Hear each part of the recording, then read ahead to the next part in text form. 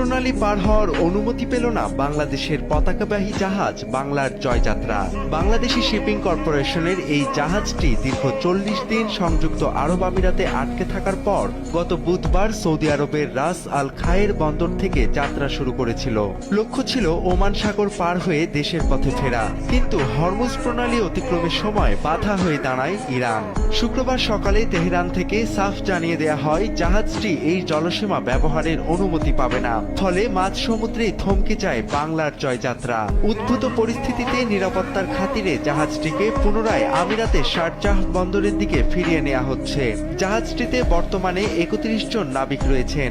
দীর্ঘ সময় সমুদ্রে থাকায় তাদের মধ্যে এক ধরনের মানসিক চাপ তৈরি হয়েছে। তবে বিএসসি কর্তৃপক্ষ জানিয়েছে জাহাজে নাবিকদের জন্য পর্যাপ্ত খাদ্য ও বিশুদ্ধ পানির মজুদ রয়েছে।